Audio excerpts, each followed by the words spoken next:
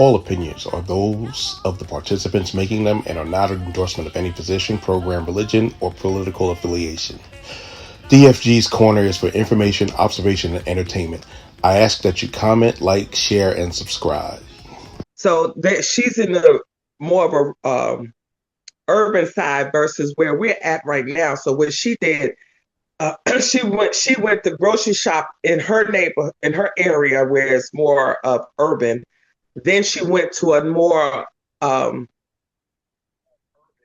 don't even know what I can call it, a different neighborhood where it's a little nicer and not so urban.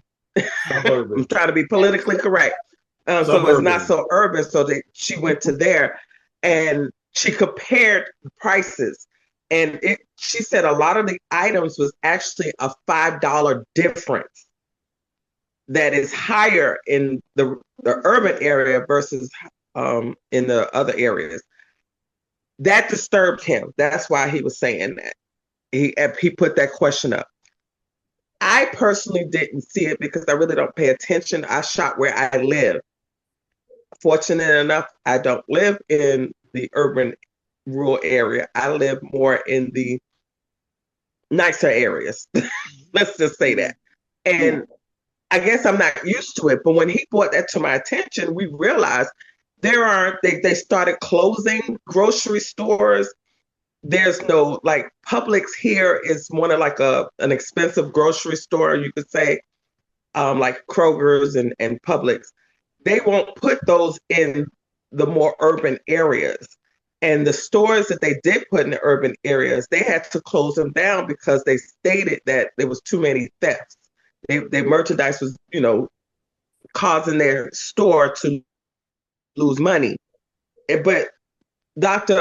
Philgood just said that the reason is because they're delivering stuff to this particular area versus being in the poor area. So the people who cannot get to those different grocery stores, they have to rely on the smaller mom and pop stores, which got to charge them more because they are being charged more. Why is that? We need to figure out and find out, why are you charging me more when I'm in a poor area versus charging myself, not that I want you to charge me more, but I feel that I have the capabilities to get to the corner store, get to the grocery store, get to the Walmart, the Sam's, the Publix, the Winn-Dixie's, stuff like that. Excuse me, can I say something? Hi, can I say something? As a person that lives in a low income area, I'm in upstate New York, and my area is a diverse area. Where I live is like a major college town. And we do have a mixed diversity, but the majority is white, and we have a lot of transplants from New York, New Jersey, Philadelphia, and so on. The property taxes are high. The income is not even moderate at this point. We just now starting to get our increase in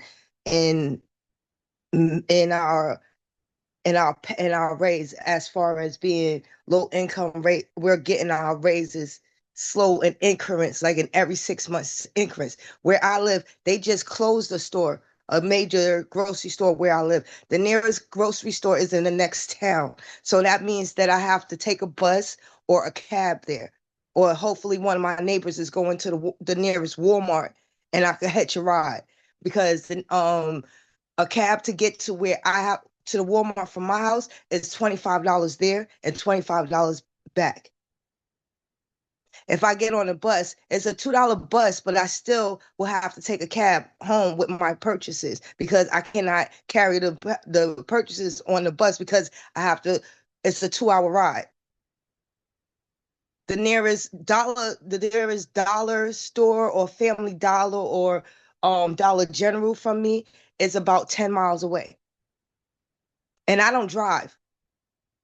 So I understand the struggles for a lot of people, and even a lot of my neighbors, they do have cars, but when they have to go to the store, we only have gas stations. We don't have bodegas. we have gas stations, and the gas stations close at 12 o'clock. Oh, and the buses stop at running at 9 o'clock. So it's hard.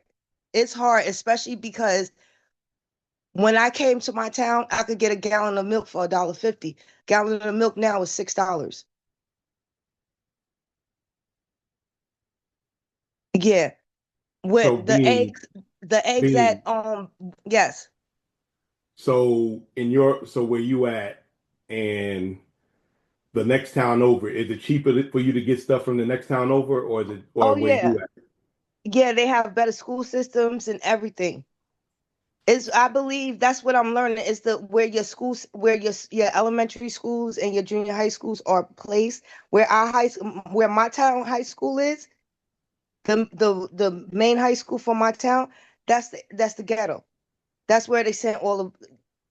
Unfortunately, you have to send your children's there. It's not as far as East Side Middle School is bad, but it's bad. So that's It, so it's, and that's what that's exactly what, what's going on, and it's going to get worse, but that's another topic for another day. On average, what's the difference in prices from the other town to your town? Like, you said a gallon of milk is $6 where you at. The next town, is it $6? okay, so where I usually go shopping, I could get my gallon of milk for $4, but the same store in the opposite direction in the next town over is $6. So y'all actually pay less where you at. Where no, because we barely have any grocery stores in my town left. We have maybe 2 or 3 stores in the area to where in the 5 mile radius that I am. We have maybe one major chain store, but they're so far apart that if you do want to do any price comparison, you're spending so much money hopping on bus from bus or cab to cab. So it's not, so it basically evens out. You're gonna pay more anyway, so you might as well keep it close. So that's kind of what we've noticed. Some is called food apartheid, some is called food, basically what it is, starving people because they can't make you money. Um, Yeah, but the Uber Eats and all of that get a lot of money in my area because the stores that for me to get to the gas station to walk to the gas station is a 15-minute walk. ooh, So imagine if you had a baby and you didn't realize that you ran out of milk and there's a snowstorm because again, I'm in upstate New York in the winter. ooh. So you have to take that walk to the nearest store to get any milk, and we have to get milk. And in the gas station, the milk is not cheap. Oh, I figured that much. Let me can I say something? Go ahead. Yeah, I another thing that made me think about this after she had brought it up is it was probably about 3-4 years ago. I was a little more involved with the community and what was going on. So I was at a community meeting, and the owner, or wasn't owner, it was one of the big CEOs with Publix.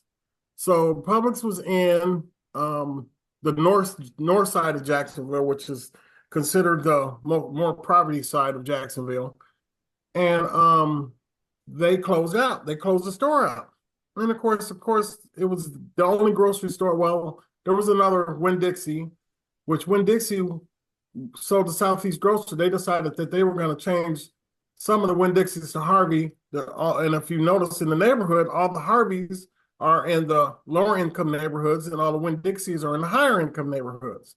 So the guy from Publix was at this meeting, and so they were asking him, "Why you guys closed? What's going on? Are you going to open a new store?" Because they had closed another store maybe 2 years prior to that, in near the same area. So one of the things that the guy said was that there was too much. The reason their prices, a lot of times, the reason the prices are higher in those neighborhoods is because theft is higher and the cost to do business is higher.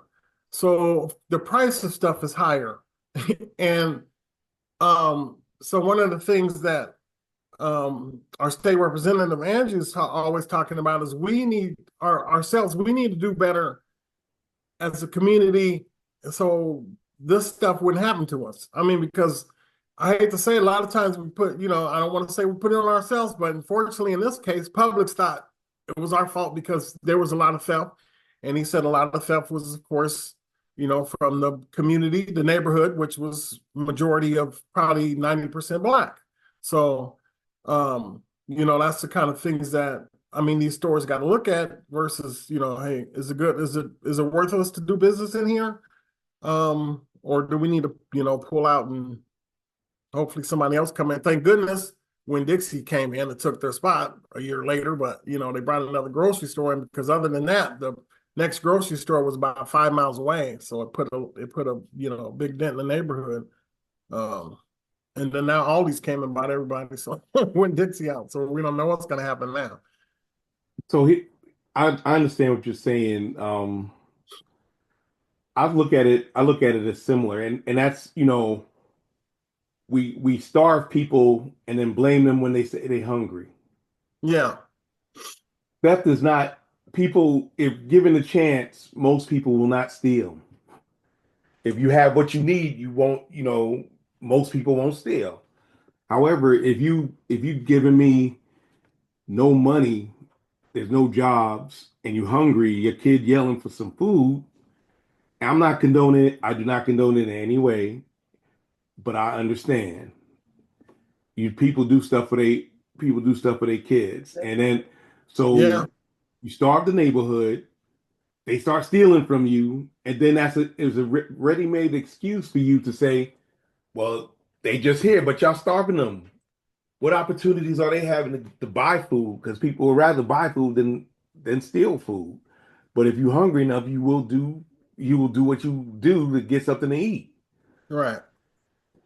But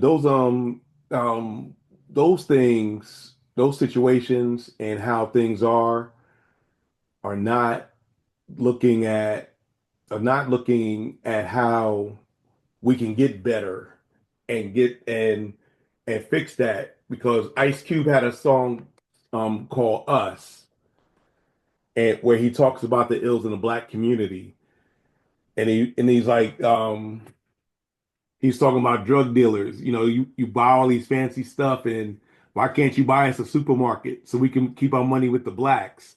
But you're too busy buying golden Cadillacs. Right. So, and they were talking about that too today. So the thing is that you gotta, we have to invest in our communities. We're gonna have to do it now because if you really think about it, we ain't got no choice. We ain't got no choice but to support ourselves, because them only people's gonna help us. Right. But yeah, that's one of those things. I got another. Give me a second. I'm trying to find this one. It's one to listen to, but this talks about Black people and the effects of food deserts in America. Let me do this. Give me a second. Andrew Young's statement that Blacks have been ripped off by stores run by Jews, Koreans, and Arabs has been rightly criticized, and he has apologized. But these irresponsible remarks have wider implications than Andrew Young, and wider implications than their political repercussions. For decades, one of the biggest blind spots of most civil rights leaders and spokesmen for the Black community has been their utter lack of knowledge of economics. As a purely factual